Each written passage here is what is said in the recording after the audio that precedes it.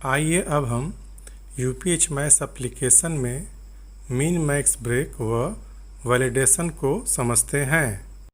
दर्ज किया गया डेटा पिछले एक साल में भरे गए डेटा के मिनिमम व मैक्सिमम रेंज से बाहर होने पर एप्लीकेशन स्वतः ही मीन मैक्स ब्रेक दिखाता है।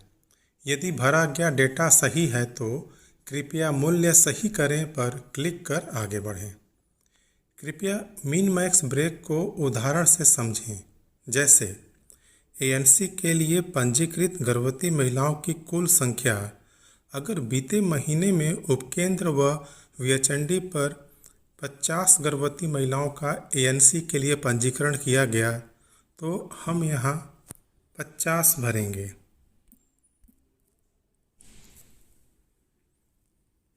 जैसे ही टैब बटन दबाते हैं मीन मैक्स ब्रेक दिखता है जिसमें न्यूनतम 1 और अधिकतम 19 आया है। अर्थात पिछले एक साल में इस उपकेंद्र पर किसी महीने में कम से कम 1 और किसी महीने में अधिकतम 19 गर्भवती महिलाओं का रजिस्ट्रेशन हुआ था। चूँकि बीते महीने में उपकेंद्र व वीएचएनडी पर 50 गर्भवती महिलाओं का एएनसी के लिए पंजीकरण हुआ जो कि पिछले एक साल में हुए एएनसी रजिस्ट्रेशन के न्यूनतम व अधिकतम रेंज के बाहर है, इसलिए एप्लीकेशन ने यहाँ मीन मैक्स ब्रेक दिखाया। एक तरह से एप्लीकेशन आपको रिमाइंड कराता है, चेताता है कि कृपया जो डाटा पंच किया है उसे जांच लें। अगर गलती से गलत डाटा पड़ गया तो कृपया मूल्य सही करें पर क्लिक कर डाटा सही करें। अन्यथा कृपया मूल्य सही करें पर क्लिक कर टैब बटन पर क्लिक कर आगे का डेटा भरें।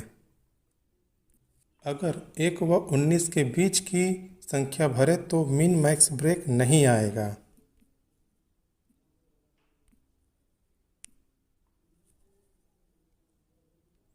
जैसा हमने अब 19 भरा और टैब बटन पर क्लिक किया, मीन मैक्स ब्रेक नहीं प्रदर्शित हुआ। अब हम वैलिडेशन को समझते हैं। जब डाटा को सुरक्षित करने हेतु सर्कल एरो बटन पर क्लिक किया जाता है तो एप्लीकेशन स्वतः ही वैलिडेशन गलतियों को सत्यापन के परिणाम के तहत दिखाता है। जैसे यहाँ डाटा एलिमेंट 1.1 एएनसी के लिए पंजीकृत गर्भवती महिलाओं की कुल संख्या 6 भरते हैं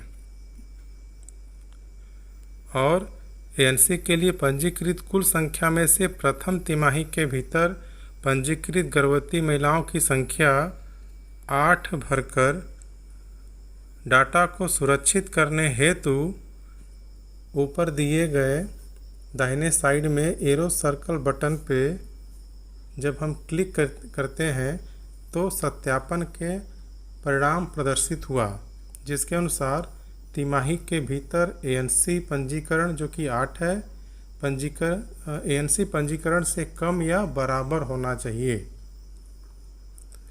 जो कि सही बात है।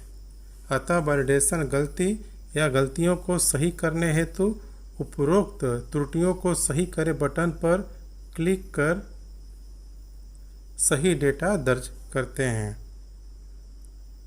अगर 6 में केवल 4 ही हैं जो प्रथम तिमाही में आई थी तो यहाँ पे हम 4 दर्ज करेंगे और पुनः डेटा को हम सुरक्षित करेंगे। इस तरह से आप देखते हैं आपका डेटा सुरक्षित हो गया। जब तक वैलिडेशन गलतियों को सही नहीं किया जाएगा डेटा सुरक्षित नहीं किया जा सकता। अर्थात सत्यापन के परिणाम प्रदर्शित होने पर डेटा को सही करके सुरक्षित करें।